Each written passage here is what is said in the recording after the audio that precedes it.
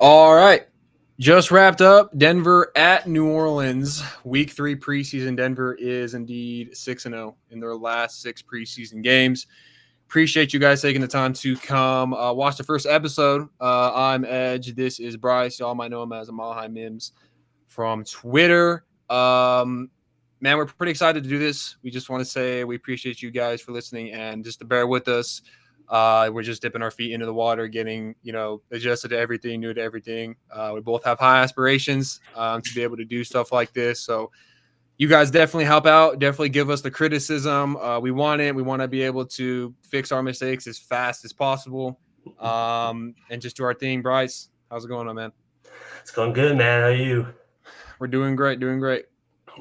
Yeah, man. Like I've been trying to start a podcast for all this time. Like saying hot takes over a screen is kind of getting super old, trying to get my face out there a little bit more.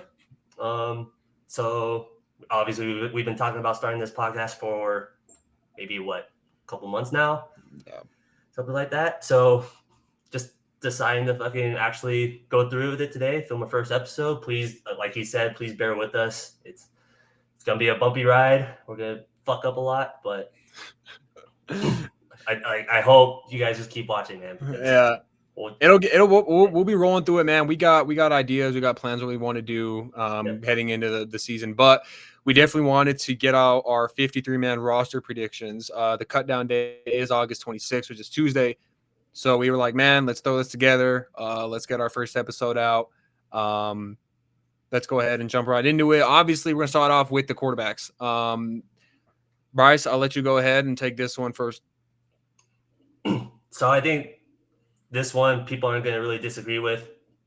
Pretty much, like obviously we have Bo Nix, QB1. We have Jarrett Stidham, QB2, and I believe that would be all the quarterbacks that we hold. To be honest, Sam Ehlinger, could he potentially make a run? Maybe, but I don't think QB3, especially with how well Stidham performed in the preseason, that QB3 is like a must-have on this roster as of now. I think worst things worst, we'll send him on waivers. If we don't get Ehlinger back, we can get possibly someone else. I feel like that's the most. I think everybody kind of agrees with that in Brooks country. Yeah, 100%. Yeah. I mean, Stidham, played absolutely amazing in the preseason, right? Sean Payne didn't even play him today in the preseason game. So I think that's definitely set. Obviously, Bo looked pretty solid today. We can have a whole different conversation about the offense. But as far as Sam Ehlinger goes, I think he's got great pocket awareness. He's obviously very athletic, but I don't think Denver's going to carry the 3 quarterbacks. I think they're just going to roll with the 2. And as we all know, the practice squad quarterback can suit up, and he doesn't count against the 53-man roster. So hypothetically, right, if Bo and Jarrett were to go down, God forbid, Sam would be ready to go. So I definitely think they're going to save that roster spot for another running back, which is we're going to go right into that next. I think it's going to be unanimous amongst the fan base on where the running back depth chart goes. To a point. Yeah, there's going to be some debate, obviously, after J.K. Dobbins and R.J. Harvey. What does your depth chart look like right now? So I think the common take on RB3 right now is Tyler Bidet, right? That's Sean Payton's guy. That was the dude that he fell in love with. He had our longest rush last year. I know that was like the biggest thing about him, and he suffered that injury the very next week, week 4, and he was on IR for the rest of the year. And then right before the playoff game, hasn't played since week 4, he decides to activate Tyler Bidet over Audric Estime, right? I think that just goes to show how much faith Sean Payton really has in him, that he kind of has like that burst that we've been missing. Obviously now with Dobbins and Harvey, he's maybe not as liable, but I feel like that burst as an RB3 is definitely still, still valuable, especially at that part of the depth chart. And I think RB4 is probably still Jaleel McLaughlin, right? I know people with Audric Estime, like he's young, he's 21, he's going to be 22 during this season. I'm pretty sure he led our teams in yards per carry last season. Therefore, then again, he didn't really have that much carries. I forget the exact number. But people might disagree because Jaleel is kind of similar to Bidet, just like that tiny speedster guy. He can kind of like bump it to the outside. He could burst, right? He's been with the team he's probably he's our most experienced running back on the team, obviously, right? And I don't know. I think that's just the direction that they're leaning, Yeah.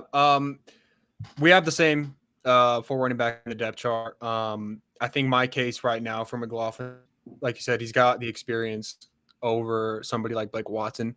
And I love Blake Watson. He's definitely somebody I'm not sure he's going to clear waivers because he just brings that level of explosiveness. And you touched on it with Bidet as well. His pass block, I think, is what really sells him as well to make the roster. Yes, he's another experienced back. Had experience in Baltimore as well, if I remember correctly. So,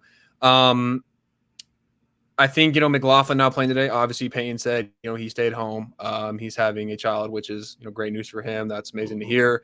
To make the case for Audric Estime and to not make the case for Audric Estime, I think it was a pretty clear sign in game of the preseason when he didn't touch the ball till the second half.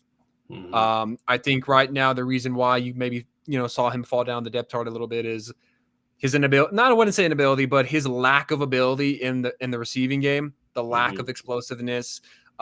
He's more of a big bruiser kind of back. He's going to get the tough yards for you, the third down and 2s and 3s and whatnot.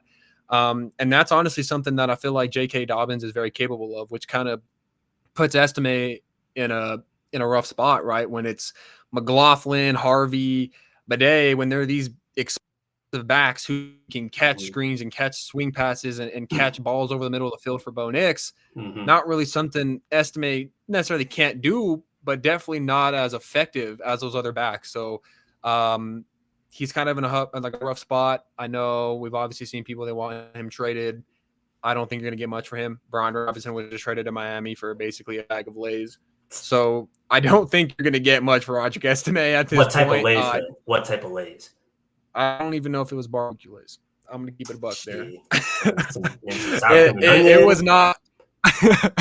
It was nothing, man. It was literally like some salt and vinegar. And if you like salt and vinegar, I disagree with you. I think it's terrible. I don't like it. I need it. I don't like it. But no, outside of that, Estime, he's on the bubble. Obviously, I hope they find a way to keep him. But right now, it's not looking too great for him. Yeah, kind of going like what you said. Like, it's about like that home run hitting ability that I feel like Sean Payton is more in love with, right?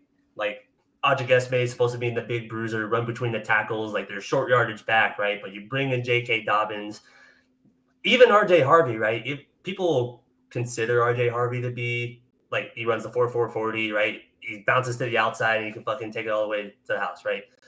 But he's a big fucking running back, man. He could be just as effective running between the tackles, You see those quads? Fucking quadzilla, AJ Dillon got nothing on us, all right? So, and like, I don't dislike Estime, okay? And then there's another thing, like his fumbling issues, right? That was the whole thing with him last year. Like in the limited carries that we did give him, he would fumble every 10 handoffs, 10 reps or something like that. And I think that's kind of why his reps kind of went down over time, other than he got more snaps because our running game was ineffective as a whole. So he got some more playing time. But I think just being benched for that playoff game, man, really spoke levels. Like he wasn't injured or anything.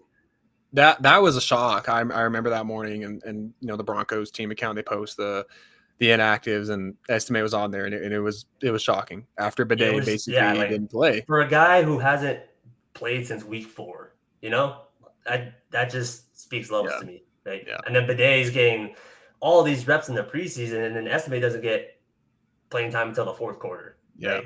Against third stringers. And I just think it's not a good look for him, unfortunately.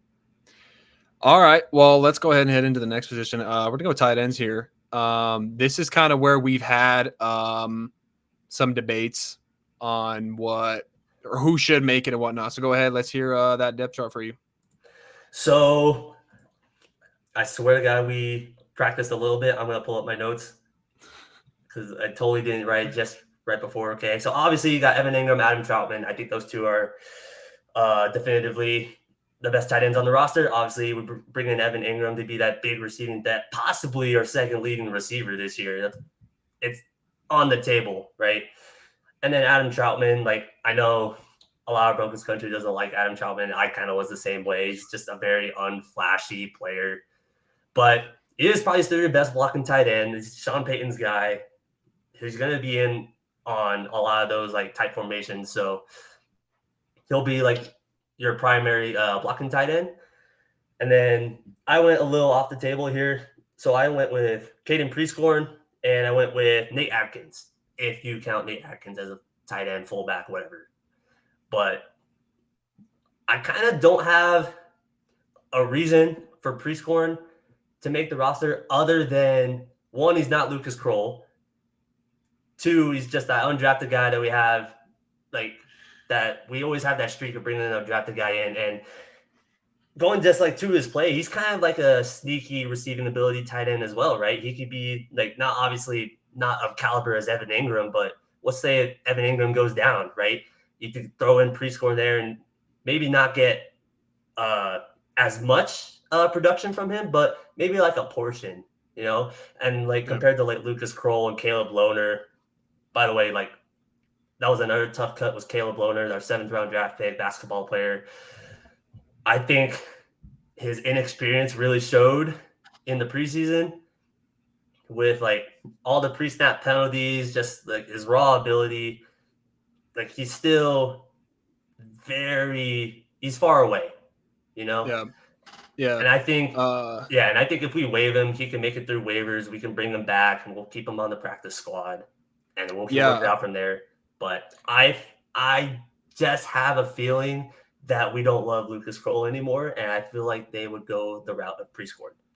Yeah, I mean, I definitely see the vision for that. If that's what it looks like come Tuesday morning or Wednesday morning, whatever, I'm not surprised. I've got the same as you with Ingram, Atkins, Troutman, but I do have Lucas Kroll making it. I know he, like you see, somebody who's inconsistent, right? But he's made catches here and there, right? I feel like he has such a higher ceiling that he's not touching right now for whatever it may be. I mean, you even saw the catch earlier today, falling down on his back inside the 10-yard line. Good ball from Ellinger. Yep. As a blocker, as a blocker as well, he's very inconsistent. I've seen him make good blocks, and then I've seen him, look like he's never blocked in his life. The reason I have him over guys like Caleb Lohner, Prescorn, is just because of his experience in the offense. I think Sean Payton's going to value that. And I think, if Ingram were to go down, right, because he has the injury concerns, you kind of need somebody who's been there, done that, right? Mm-hmm. You need somebody who knows the system, knows what their assignment is.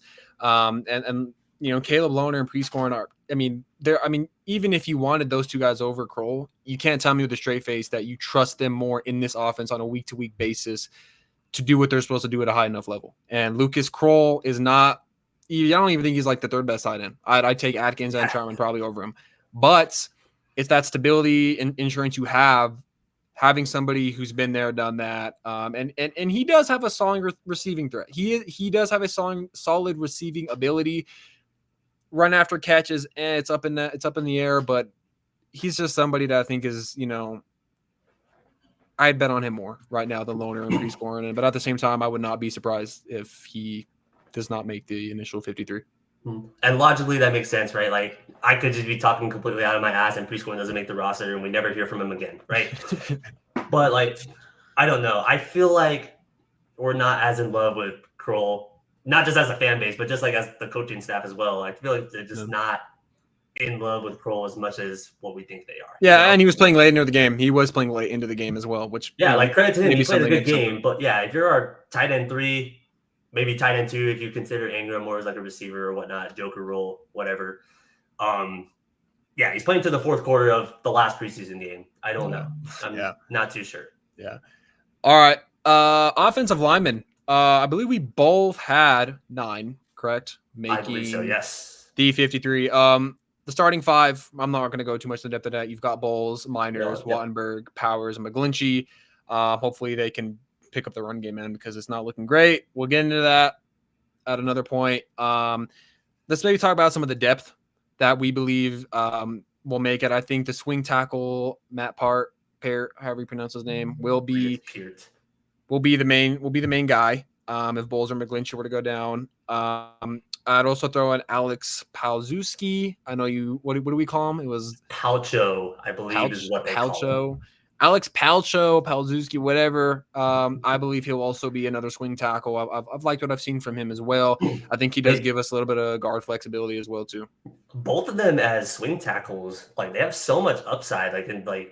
I know we have Bowles and McGlinchey, and they didn't really get many reps over them last year, but like in the preseason, they've shown massive potential. Yeah. Like in case like one of them does go down, that they could withstand their ground. Yeah.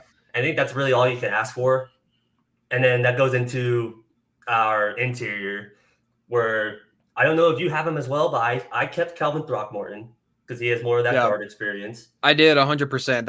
That was a big part of it. And another reason why I didn't put Frank Crum on this was because I did not believe Sean Payton was going to put 3 swing tackles and essentially no guards. Exactly. None of them very experienced as in the guard position right now. And then we didn't talk about Alex Forsyth.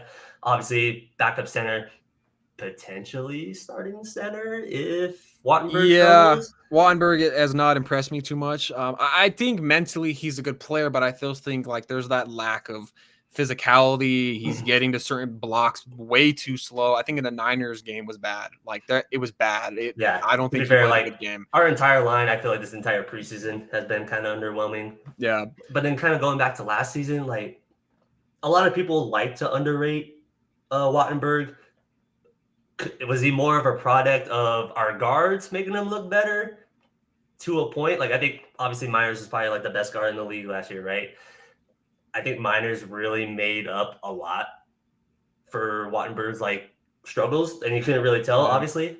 And then Powers, which I don't want to say is underwhelming, but he's just probably the most average lineman ever out there. I mean, he hasn't looked amazing either. It's a work in progress. I understand it's the preseason. I'm not overreacting too much. They're already, proven to be a great pass blocking offensive line. So hopefully they can just get that going. But when it does come to the O-line, we mentioned Matt Part, Alex Forsyth, Calvin Throckmorton, Alex Palzewski. Hopefully I'm saying that right. And then also Palcho. We'll say Palcho. And then I also want to mention too, just real quick, the Nick Gargiulo. Is that how you say his last name? Gargiulo. I'm not too sure about that. Yeah. Anyways, I thought that was a big injury. I thought he had a real good chance to be our swing left and right guard. I thought he had good flexibility there. So him to go down was a little bit of a bummer. Obviously, you saw he had a good relationship with Bo and Frank Crum as well. You saw him with the Nuggets games and stuff like that. So, prayers up to him. I hope he, recovers quickly. Hopefully he can come back and still compete for, at least a swing spot on the offensive line there. So, but that's basically where we sit with the offensive line as of right now. And like I said, Frank Crum, I do think will be elevated during multiple games this year. I like his potential. Yeah, I believe he'll still clear waivers. I believe we'll still pick him up on the practice squad, and it'll be fine. All right. Here's into the fun one. How about the wideouts? I believe you have, what is it? You think 5? it's a fun one? I think it's kind of obvious. I mean, if Devon Vele was still on the team, it would have been a fun one. It would have been very interesting for sure. Because we didn't even get to that a little bit. If you guys saw my tweet and even Bryce's tweet, we were both pretty opposite on how we felt about it. I liked Vele a lot. I liked Vele a lot. I think the reason why let me just make this clear real quick. We got a 4th round pick for him. I'm taking that 10 out of 10 times. I did not think we were going to get a 4th round pick for Devon Vele. Let me just throw that out there real quick. If we had taken a 7th or a 6th, wouldn't have done it. Maybe even not even a 5th. The reason why I wanted to keep him on the team was basically because he, let's be real, was the only receiver outside of Sutton and Mims that had proven to have any kind of production on the offense. Franklin and Pat Bryant. Yeah, exactly. Pat Bryant and Troy Franklin, they've looked great, but it's the preseason, and they haven't faced many starters. Vele has literally proven he can get open. He can catch these dig routes, these comeback routes. He was a solid blocker.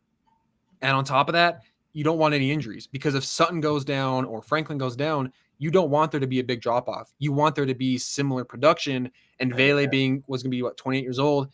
He's a high football IQ guy. He's played a lot of football, and Sean Payton liked him. And like he said in the press interview, not sure if you guys have watched it, but he said it was a hard trade. He said I think he said like 10% of his trades were really hard to make throughout his career. Yep. This was one of those. 10%. This was one of those 10%, because I mean, I wouldn't have passed up on a 4th round pick, but a guy like that is so valuable. In the NFL, injuries happen. Sutton can go down for all we know. Anybody can go down, and if you had Vele on the roster, you're not feeling, terrible if someone were to go down. You're not panicking. You're not panicking if you're Bo Nix, because you have a guy who can step right into the offense. You've played with him before. But to rebuttal that, yes, you had a 4th round pick, a 4th and a 7th round pick for a guy who only had 475 yards last year, 3 touchdowns. Yeah, I mean, that's good value, man, especially when you drafted him in the 7th. Yeah, so obviously the elephant in the room was the 4th rounder for a 28-year-old sophomore receiver, right? And Sean Payton said himself, wasn't going to make, we had no plans to move on from Bailey, right? Until that offer came up. That's just one you can't turn down, right? And I'm sorry, Saints fans, I don't hate Devon Bailey, not even in the slightest, okay? I respect him. I hope he balls out. But you talk about just unflashy, a 4th round pick, that's a very steep price for Bailey, man. Yeah, he was probably our most reliable receiver past the sticks last season, which says something, because obviously Sutton and whatnot, but he still had, Sutton was top of the league in drops still, right? Mims didn't explode until the end of the year, but even then, he wasn't a move the chains guy. He was just your fucking Joker roll deep threat, right? Yeah.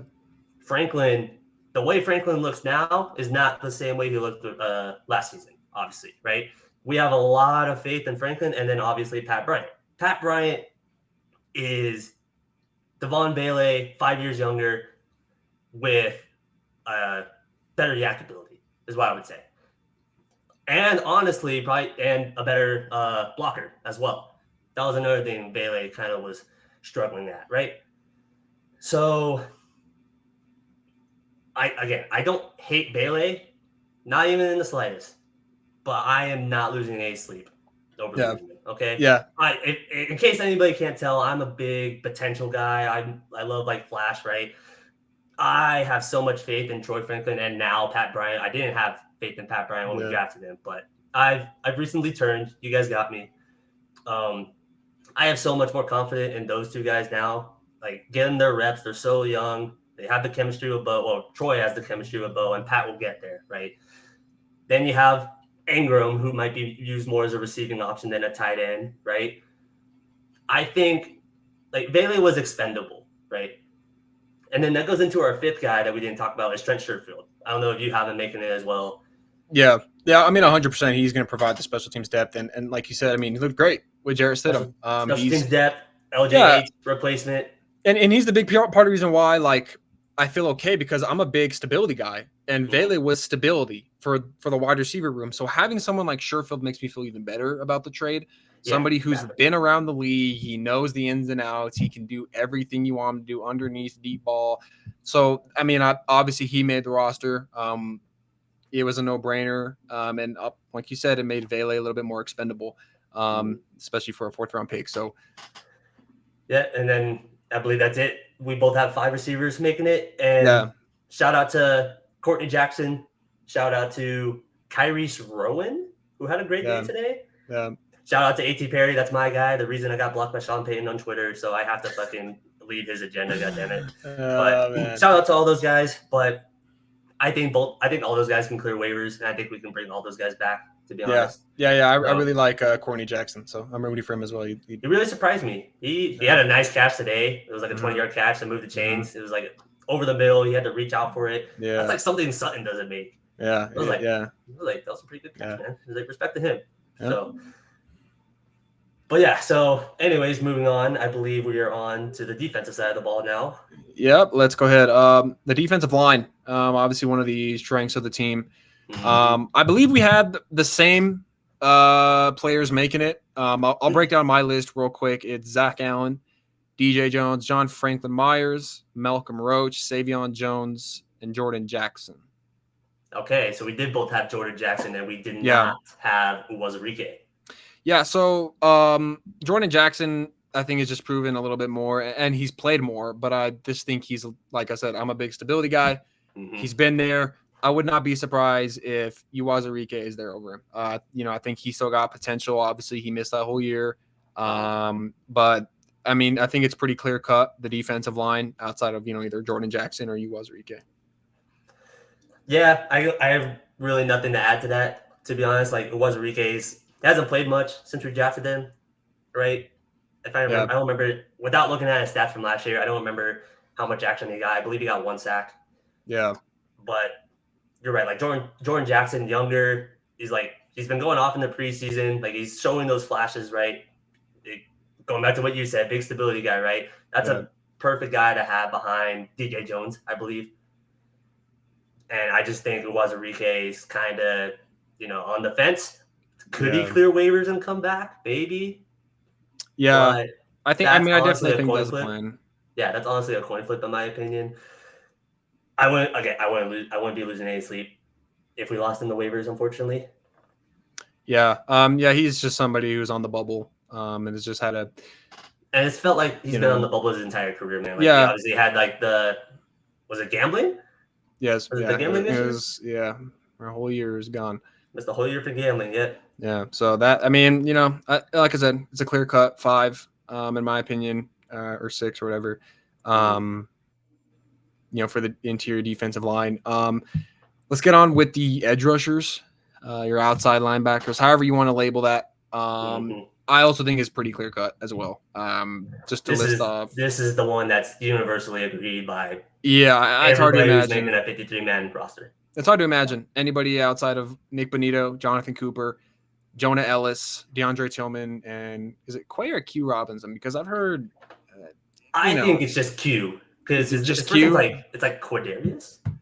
Oh man, I didn't even know that. I could be way wrong. I don't even know. I've only ever seen Q, so I've always. We'll stick with Q Robinson. Hopefully, we can figure that out whether it's Q. Yeah, maybe he corrects himself. So we'll find out. Q Robinson. Obviously Benito, Cooper will be the starters. You're going to see a good amount of Ellis. I love Jonah Ellis. I honestly think he'll be a better run defender than Benito.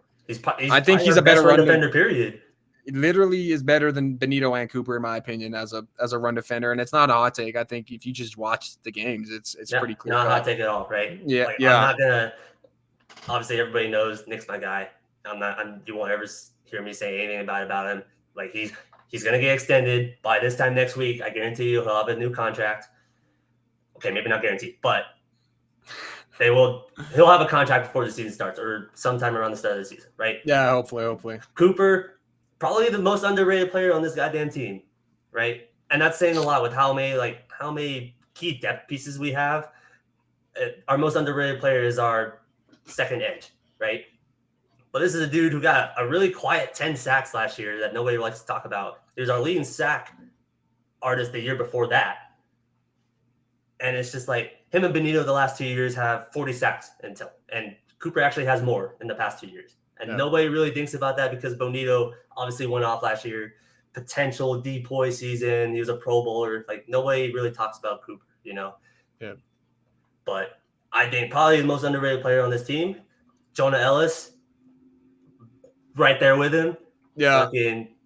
I would say best run defender easily. Yeah, I mean, if literally Benito or Cooper were to go down, obviously that sucks. But you don't feel as bad as you would have probably like a year or two ago, or if Ellis wasn't on the team. I love him that much.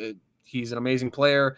And then obviously DeAndre Tillman, another really underrated guy. Another underrated guy, man. Like, our entire edge, like, we're an edge factory, man. I know. He's really underrated against the run. He had a great game versus the Chargers in Los Angeles last year.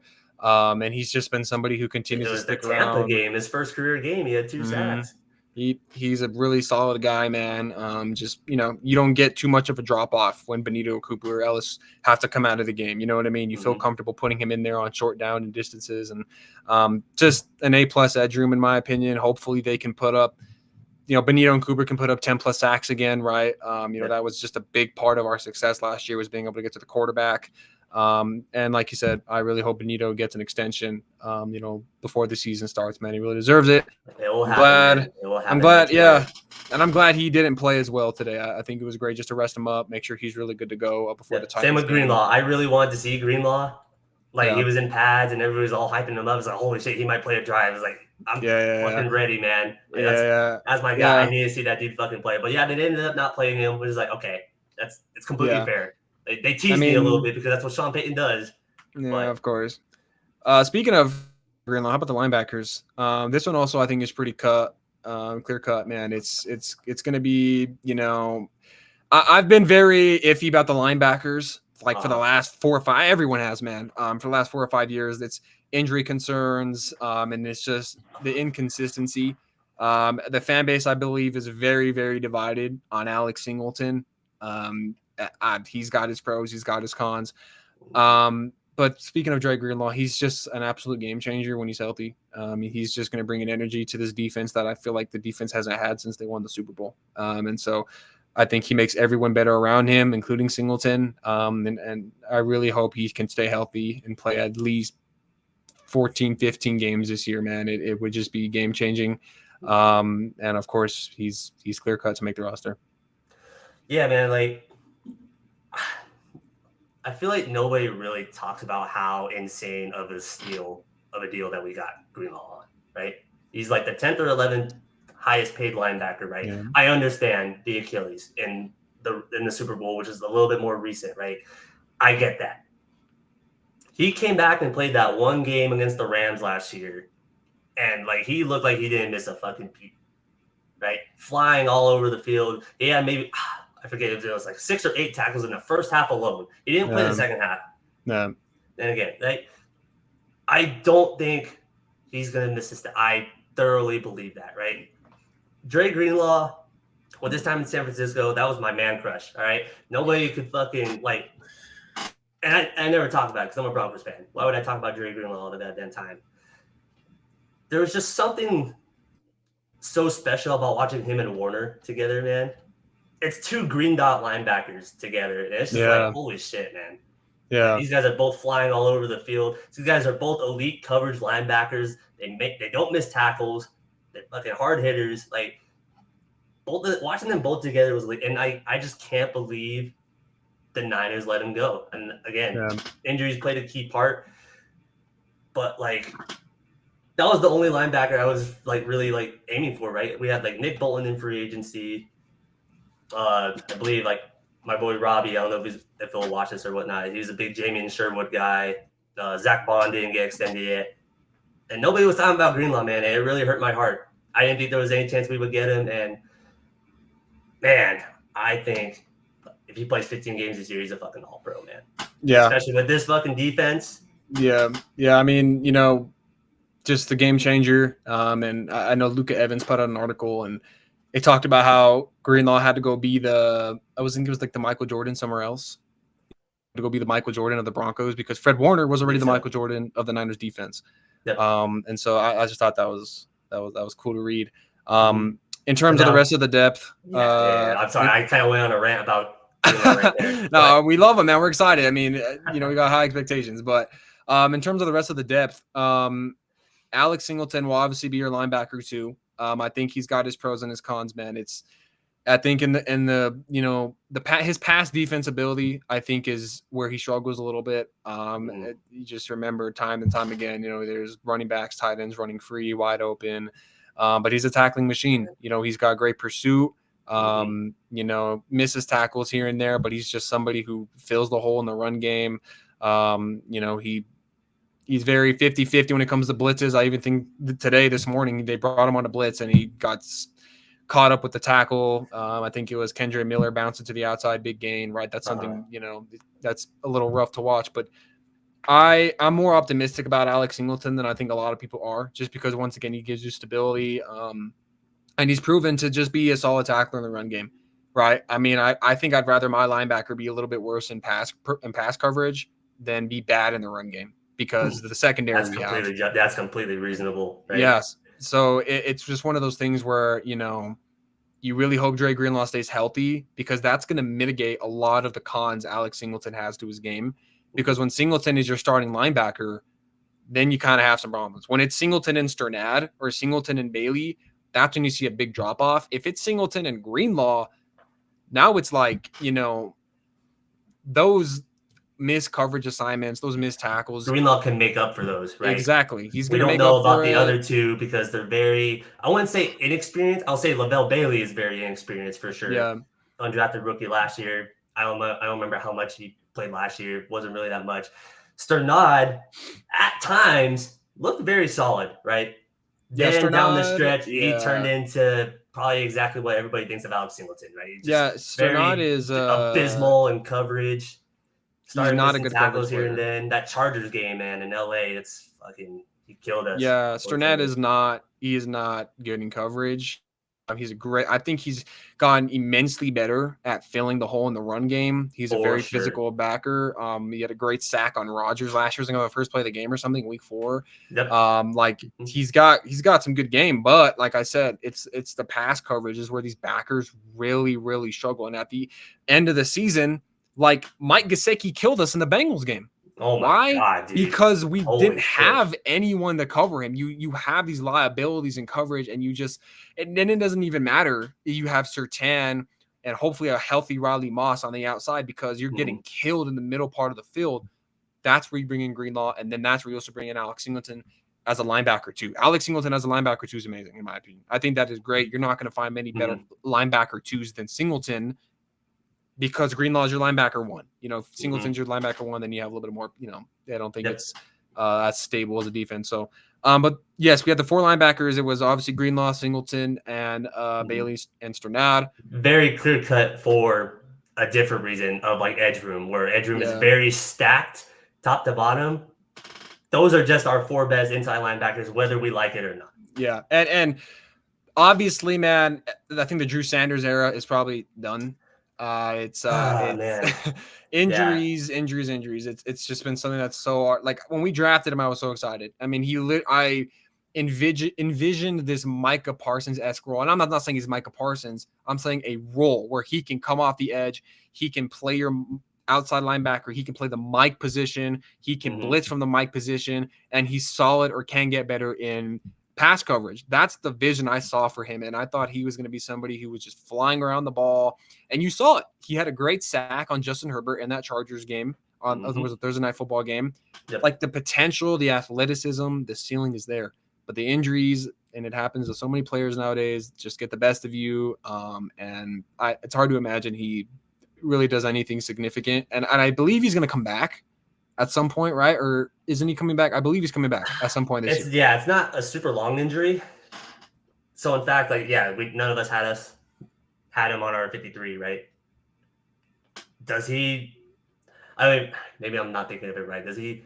If you put him on IR, he's on IR right now, I believe, right? Yeah, I'm IR, whatever it is. He's not on the initial 53, and he'd have to take someone else out to bring him back in if you want. Yeah, whether we get him back, whether we don't, I think, like you said, he had all the potential in the world. Not only was it his injuries, I kind of think we failed him with the development-wise. With his rookie year, we tried to stick him at middle linebacker. What he was known for, his coverage skills was his top attribute when he was drafted, right? Second year, we go into this talk, which was last year, I believe, right? Second year was last year?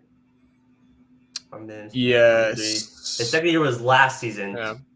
And we did all this talk about moving him to edge rusher when at the beginning of last year we had Baron Browning, we still had Cooper and Bonito, you still brought in Dondre Tillman, and this is before we got the injury news of his Achilles and all that. So it was just the thought process was kind of weird in the first place to me. Yeah, Drew Sanders. And they tried to move him back to middle backer this year, which I agreed with, and I strongly believe he would have been our second linebacker next to Greenlaw, because Singleton on the wrong side of 30, coming off an ACL, not to mention also injuring his finger in practice. So he might be playing with a nub for a little bit, just at least to fill in, just to give Singleton time, I feel is what Sanders could have done. But then, unfortunately suffering that injury, and it's just back to square one with him. And it's just how much patience can you have, Yeah, the way I looked at it is you've got to pick you've got to pick something you want a linebacker to get good at. Then and the reference I pick is Jalon Walker of the Falcons. They've been putting him at edge because they want him to be able to learn one thing and be good at it. And you want to know what you got to get down in your first year. You don't want to, if you don't feel comfortable putting him all over the place, don't do it, because that will hinder a linebacker, an off the ball linebacker's progress, in my opinion. And so when you're kind of flipping back and forth between off the ball as an edge rusher, it gets just create a problem for yourself. So I believe they should have just stuck him at one position and eventually let his game evolve and slowly take him into a linebacker role or have him play an everything role. Like I said, a Micah Parsons-esque role. It was going to take time. Obviously, I'm not saying, him switching off between positions causes injury, but at the same time, it was just kind of something I didn't agree with and how they were going about it.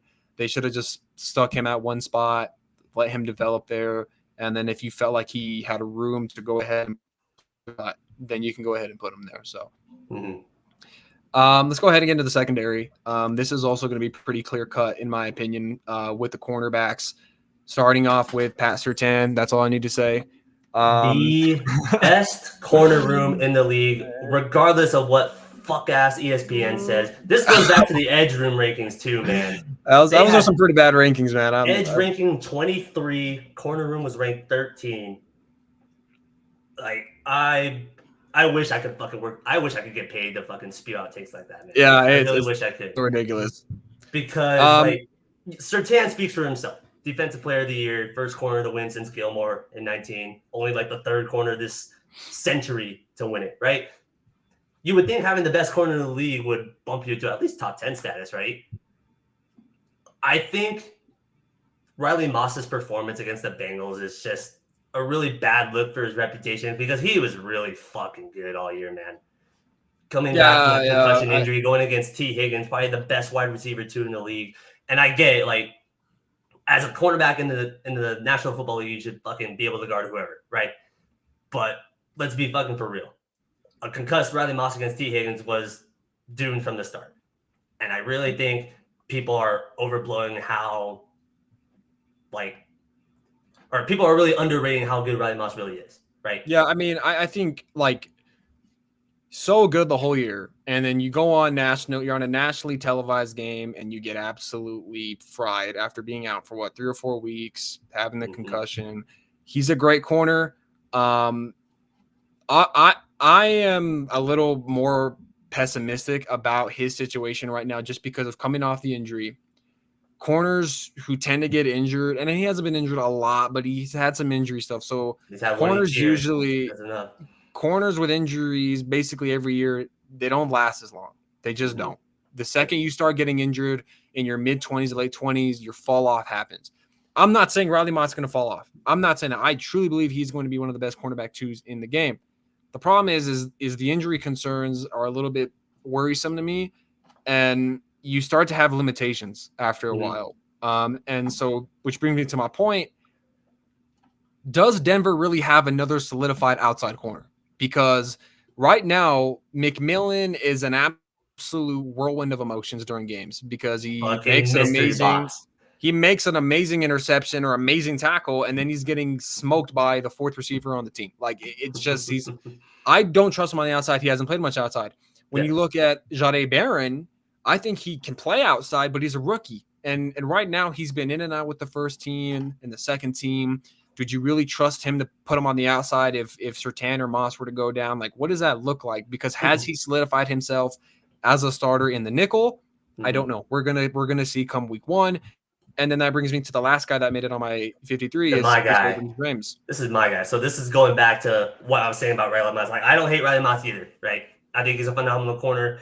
Then again, if there's a stretch where he starts to struggle again, we have Chris Abrams waiting in the weights right there. I think that dude, every time he was on the field last year, showed that he could fucking ball. He could be one of the best corners.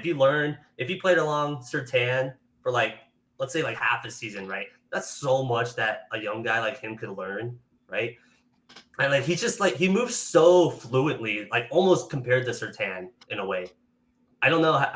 Maybe I'm kind of wording it wrong. I don't know, but he's very technical, if that makes sense, right? I look he's definitely the most experienced as the outside backer, which is weird to say, right? Because McMillan has only played nickel ever since we drafted him. I feel like I'm pretty sure. Undrafted. Yeah, undrafted. Sorry, since we got him. Yeah.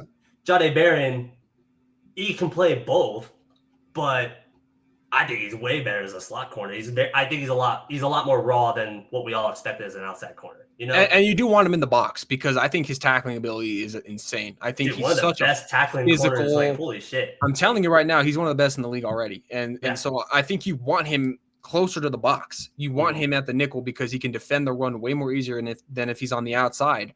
So that's also why I'm kind of iffy on who's the other outside corner, because Chris Abrams-Drain, I think, is amazing. I think he's got great potential. He's a slightly bit undersized, and he's still a 5th-round rookie, right? Like, he's not going to step in and be an absolute lockdown corner. Like, it's just not. And if he does, then please clip this and I'll take, accountability. But it's just, I'm sitting here and it's like, I feel like you have 3 nickel corners and 2 outside corners, and you maybe want it to be 3 outside corners and 2 nickel corners. So I just really want to see, because because Moss or Surtain, Surtain missed 2 games last year? He missed the Saints game, and then he missed the Chargers game after getting concussion on the first play. So when something like that happens to him or Moss, who is going to step into the outside? Like, that is one of the biggest questions I have. If I had to guess, it'd probably be Chris Abrams-Drain or Jahdae Barron. I believe it'll be Chris Abrams-Drain this year, because last year's fucking shitty ass Levi Wallace. Don't get me started on that. Pre-Browns game. So we actually didn't mind him at first. But yeah, I don't know. I feel very confident about those 5. Like, I get it. Like, I don't think there's anything wrong with having 3 potential slot corners, right? It's more versatility. Yeah. I get it. You need another outside corner, but I feel like they could play their part. I don't know. Yeah. I trust Vance Joseph. I trust Sean Payne. Figure it out. And then your other option is Damari Mathis, but we're fucking over him. Okay. I don't think Mathis. Yeah, we don't think Mathis is making the team. yeah. We haven't got respect to him, but Dobbins needs his number. So sorry. Yeah. All right, getting the rest of the secondary. How about the safeties? Also, basically pretty clear cut as well. Yeah, I'm pretty sure we also have the same here. Yeah. So just to run it down for you guys real quick, it's Tyler Hufanga. Brandon Jones will be your strong and your free safety. One hell of a duo right there. PJ Locke, a guy who's been on the team for a fat minute now, somebody who is, gives you obviously a limited ceiling, but I also think it's a very high floor. He's a solid tackler.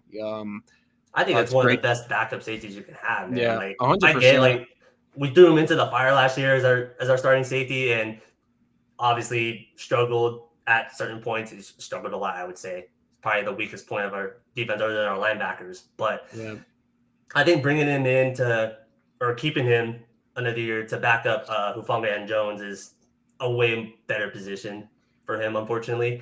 Like, we gave him the shot, but him being kind of like that, he's like a little smaller safety. He's kind of gets burnt a little bit. He kind of tends to bite, like, when the quarterback starts to roll out and whatnot. And it's just, I don't know, that's why we brought in Hufanga for that big deal, right? Like, obviously, that was the first free agent signing we had. That was like their biggest weakness, is what they pretty much were saying, right? But I do respect that they actually kept him. Yeah, he's on, and just also a good locker room guy too. for real, good guy. Loved, yeah. And let's talk about one of our favorite guys, and I think if you are on Twitter, I think everyone loves JL Skinner and what he brings to the special team side of the game. Man, he's just, it's every time we kick off the ball or a punt, this man is right there, either making the tackle or about to make the tackle. He reminds me a lot of Kareem Jackson. He's just throwing his damn shoulder ahead into everybody needs the workhorse. Yeah, he's great, man. Is he going to see the field on defense a lot? I'd imagine not really. I think he's very limited. Injuries, of course not. But Very, very limited in coverage. He's more of a downhill guy. He's got great length, great size. We'll see. Obviously, you really hope Hufanga can stay healthy. Brandon Jones can stay healthy. I think he missed a couple games last year too. So you really hope the safety room stays intact. And like you said, we have PJ Locke. So you'd be a minute. And the other guy, the 5th guy making to be Sam Franklin, the guy that signed in free agency, another great special teamer. And you might even see him, like, let's say Hufanga and Jones, from God forbid, went down. You probably actually see him over Skinner, and at the free safety or strong safety spot, just because he's played there a lot more than Skinner. He's actually, for sure. So, but he's once again another energy guy, another great special teams player, a good tackler. They plan to probably throw down as a gunner, or somebody who's going to be making plays on kickoffs. Since I think they'll probably a lot more returns. Hopefully, now that you will get the ball at the 35-yard line, if it is a touchback. So, a pretty set in stone safety room. That has the potential to be pretty phenomenal, man, with Hufanga and Brandon Jones. Yep, that's the best defense in the league right there. That's the entire side of the ball. Like it's deep. That's all you can ask for, right? Yeah. Like they got elite top tier talent, and they have probably the best depth in the league, right? Yeah. So. Yeah. And basically the last three of the 53-man roster hitting the special teams will be Will Lutz, Jeremy Crawshaw, and Mitchell Let's leave punter blank for now. So I was going to get in that exactly. Jeremy Crawshaw is a rookie, and I like to leave leeway for a punter because as a rookie, do they? I don't know the history on this, but do rookie punters really come in and blast it right away? Torrey Taylor. There are a few, but I remember Corliss Waitman was an undrafted guy, I believe, with us, and he was trash for a while. And I think he picked it up a little bit. Jeremy Crawshaw, all I'm going to say now is he really better pick it up because we cannot be having 40-yard net punts or 35-yard net punts. It's really bad. His hang time has been pretty bad. Hopefully he just has a quick turnaround. Sean Payton has showed a lot of confidence in him when talking about him in press conferences. So yeah, I'm very perplexed on not bringing in competition with him, especially with how he struggled this preseason. Like, I forget who we had earlier this offseason. I don't know if you remember off the top of your head. We brought someone in. I think it was a Dolphins punter. It wasn't Ryan Stonehouse, was it? Oh no, it was somebody else. No, I think that's who we didn't sign. I don't even. This is. I think we signed him, and I think we ended up releasing him whenever, because we were that confident in Crawshaw, right? Yeah. Right now, that's not looking too hot. Okay. Yeah, I think it's pretty bad at a point where, like you said, we have to leave it blank because. Yeah. I mean, if he was off and on, like if there was a 60-yard punt, and then a 40 or 39-yard, and it was off and on, you feel better. It hasn't been off and on. It's been bad and bad and bad and bad and bad. And even in practices, you see the tweets of, man, Crawshaw's punt, only about a 40-yard net punt. Oh, you know what I mean? The hang time is low. It's it's genuinely a concern. And special teams really matters, man. And, you can be putting the defense in bad positions, especially if the offense is struggling, because at the beginning of the year, I do think it's going to take them a few weeks to kind of get, themselves on, going. For sure. And you cannot be putting the defense in just 50 yards to go before they're be able to get in the end zone. So it really is something they need to fix. And that was another reason the defense kind of excelled last year, right? Because we had Riley Dixon, and then we had probably the best gunners in the fucking game, to be honest, right? I don't know how many punts went inside the 10 last year, but all these teams always starting in their own 10-yard line, and they don't really go anywhere, right? It makes a massive difference, right? And just when you spend a 6th rounder on a punter, he better be good. Yeah. Right now, no competition really perplexed me, and right now, I'm very worried. God forbid, we have to punt a lot, right? Yeah. But that's probably like the biggest concern on the roster right now is punter, which is a good problem to have. Yeah. I mean, it's definitely something you want to get straightened out. Yeah, like I really hope he picks it up, man. Yeah. Basically, we had a pretty similar 53-man roster outside of the tight ends. We're going to be reading tweets and whatnot. We want to see, your guys, what you guys think, maybe some of the things you disagree with or why you make a case for somebody to make the roster that didn't make the roster. And like we said before, we're going to have a lot of different things to, talk about in terms of different previews before games. We have a lot of ideas we want to talk about. It's been a good work in progress. I'm glad we're able to do this for you guys. Yep. And like we said at the beginning of the show, please bear with us. We're going to make mistakes. At times we're going to have no clue what we're doing. We're both new to this, right? But this is both of our passion, right? We love talking about football. We love talking about the Broncos, right? So we just want to share that with you guys for the most part. Like I got sick of Twitter. I got sick of typing on the screen all the goddamn time. Edge used to be a big IG fan page, right? And then he went a different direction. So it's like, we want to get our faces out there. We want to interact with you guys. If you guys have any ideas, anything that we can enhance or improve our podcast in the future, please let us know. We plan on doing, what are we saying, maybe 2 episodes, maybe a live stream post game during the season. Yeah, I mean, literally, you guys just tell us what you want to see. I mean, we really want to be follower and listen based focus. Like, we want you guys to be heavily involved in what we do, what we say. We want to interact with you guys a lot. This is something we're trying to get started. We want to be able to look back at this in months from now and just see the improvement, the progress. And like we said, we just really appreciate you guys giving us your time to sit down and listen, whether you're watching on YouTube or Spotify. We really just appreciate it, man. This has been fun. And we're definitely, like I said, we're going to have more content. We're going to have a lot more content for you guys, ideas from you guys. And, we have some things in the works. So, once again, I appreciate you guys for tuning in and listening. It's been a pleasure. Cap it off, Bryce. I got nothing, man. You said it all. Thank you guys again, and we'll see you guys next time. Appreciate it. Thank you.